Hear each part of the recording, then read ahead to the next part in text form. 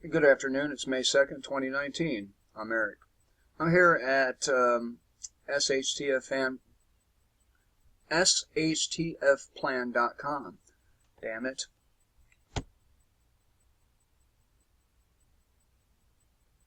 And I should have done this before I started, and I don't know why I didn't. SHTFplan.com. Chris Manahan, originally published at Old Thinker News. CBS News, New York Times reporter suggests U.S. scrap free speech in favor of New Zealand-style censorship. Now, I just uploaded a video about certain individuals calling for the arrest of anti-vaxxers. This authoritarian attitude, this mindset, is really spreading, and it's because we have these people, we can call them influencers, out there running their fucking mouths on behalf of big pharma, big government. CBS News released a propaganda segment on Monday featuring New York Times tech reporter Cecilia Kang, where they suggested the U.S. government could do an end run around the First Amendment through strict regulations in order to suppress hate speech and misinformation online.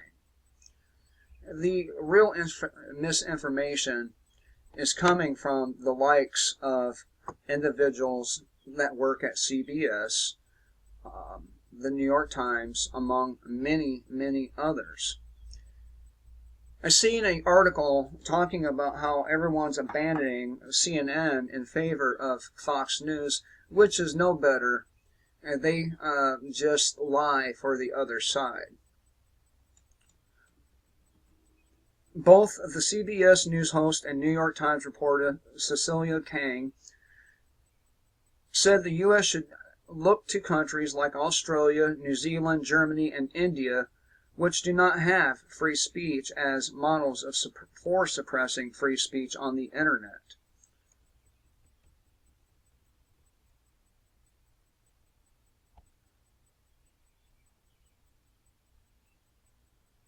These things usually don't So let's talk a little bit about that, because you listed off other countries like the UK. Yeah, they usually don't play well for me for some fucking reason. But here are the two people right here.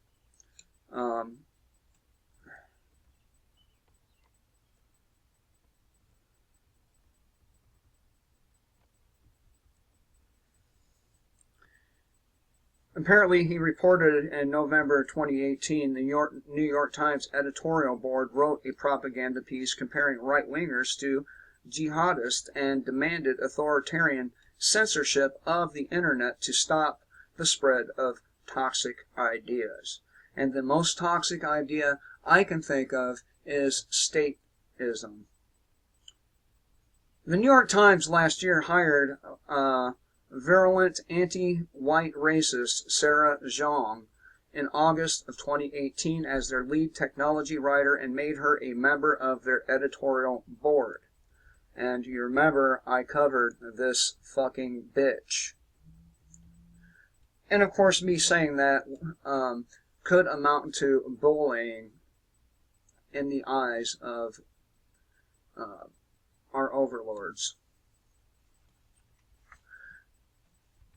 Jiang's Twitter feed featured her attacking dumbass fucking white people for marking up the internet with their opinions like dogs pissing on fire hydrants. She also said she gets sick joy out of being cruel to old white men, and wondered if white people's light skin is a sign that they're only fit to live underground like the groveling goblins. Now, you know why she wants to be cruel to sick old men? Because young men like myself would punch her in the fucking face. And I would. I would bust her jaw. I don't give a shit if she's a girl or not. That does not mean a motherfucking thing anymore. If she wants to act manly, she can get the man treatment.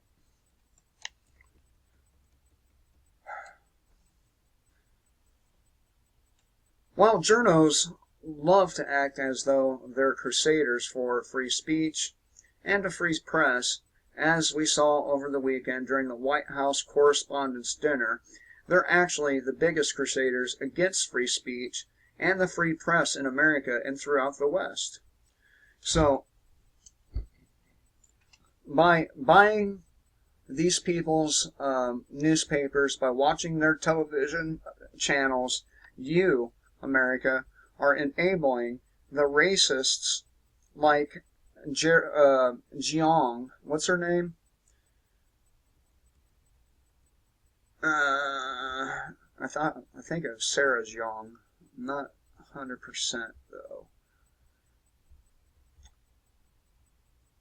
And I know I said it already. I know I did. Where's it at? Yeah, Sarah Jiang. Al Sharpton, you name it. So, if you think your freedom is going to be granted to you from government, it's not. It's not going to be granted to you from government. Freedom must be taken. Taken. And it's yours to take. Now, recently we've seen an uptick in the convictions of murderer police. And the reason why this is, the reason why there's an uptick in the prosecution of these police is because they understand people are beginning to get to the point where they're seeing the two justice systems side by side and thinking to themselves, what the fuck? And the longer that goes on, the worse the upheaval is going to be. All of this stuff matters. The rest of law enforcement for molesting children or selling steroids or murdering somebody, that matters. But a lot more of them get away with what they're doing because they hide behind the so-called authority of state. Just like these people. They're